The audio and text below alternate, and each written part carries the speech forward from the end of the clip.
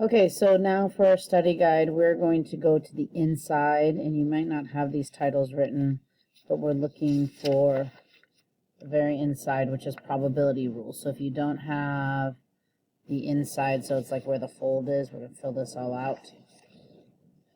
Put probability rules there. Okay. And so the first thing we have to make sure is just we know the P of A. Whenever you see a capital P, that stands for probability. And that's the probability that an event is going to occur. Let me zoom in some if I can. There we go. Okay, the next thing we have is, remember we talked about the law of large numbers, and that just says that the more you do things, you're going to get to the true probability that what should happen.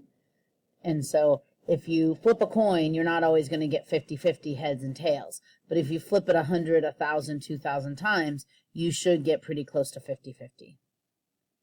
All right, remember the law of averages? This is the thing that does not exist. You can never be due for anything. You can never be on fire.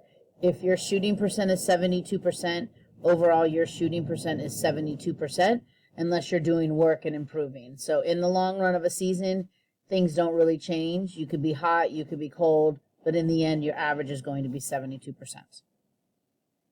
All right, remember the complement? The complement is all things that you don't want. We did not use this notation that often, but you might see this. So it's the probability of A, but the complement. So this is essentially the probability of everything that's not A. Okay, remember we have two types of probabilities. We have unions or intersections, and a union is an OR. So I want A or B to happen, and so you might see this notation. And then intersection is I want A and B to happen, and this is where it's the overlapping area. So remember when we do our Venn diagrams, and you have overlapping area. All right, and then mutually exclusive, that's the same as disjoint, and remember those are things that don't overlap. So if you have two circles that never touch, those things are mutually exclusive, and they are also disjoint. It's just another word for them. All right, now here are the rules for probability. Remember, probability, every probability has to be between 0 and 1. They all have to add up to 1. That's what that sample space of 1 means, is they have to add up to 1. You use the addition property when it says or. So if I want this or that to happen, but then you also subtract the overlap, right? So I want the probability of A plus the probability of B minus the overlap. And the reason you subtract the overlap is because those people were counted in both, and we don't want to count those people both. And then the multiplication rule, if they're independent, remember that's just the probability of A times the probability of B. If they're not independent, then you have to do kind of the probability of A times the probability of B given A. But remember for these, this is when we do our tree diagram. And remember, we draw our tree, and then we follow the trees out, and all the branches have to add up to 1, and then we look at it for there.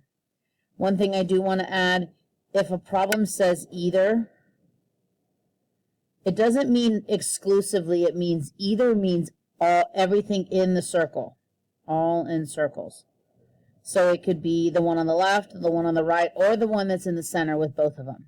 So either means anything that's in a circle. The only time you're going to have only the left or only the right and not this overlap section, if it says you only do one thing, if you only do this or only do that. But if it says either, it's all areas in the circle. Okay, and then we also had conditional. And so remember our conditional was we focus on the A, and so if it's a Venn diagram, we cover up everything. We only look at the A circle, and then we see what's out of B, what's also in that circle that's also in B. A lot of times it has that given.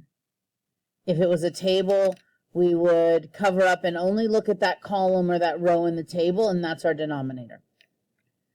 Okay, and then at least, remember at least one or more, it's 1 minus what you don't want to whatever power it's talking about. So if there's 5 people and you want at least 1, it's 1 minus none to the 5th. And then remember, if something's independent, you have to use this formula. And so remember, the order doesn't matter. What matters is if this is first, this is here. Okay, so the second part of probability, and you should be pausing this as you go because I am going kind of fast. The second part of probability is our probability tables and expected values. Okay. All right, so what we have is we have different kind of variables. A random variable, remember, is a numerical value that depends on the outcome of an experiment. So it's your result of playing a game, right? That's what the random variable is. You have two different options. You might see something with this on a multiple choice question, but remember, just discrete is distinct. That says distinct. Distinct things can happen. Like when you flip a coin, you only have a couple results.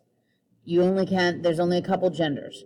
You only can have a certain grade, like a letter grade. This one's letter grade, not percent grade. Discrete tend to be categorical data. Continuous is any result. It's a weight, a time, a distance. These are quantitative. So discrete is things without decimals. Quantitative is things where you can have decimals. Okay, so here's an example of a probability model. And remember, what you do is you always list the items first, and that's always my first step. List what could happen, then I list the value of it, and then I find the probability of it.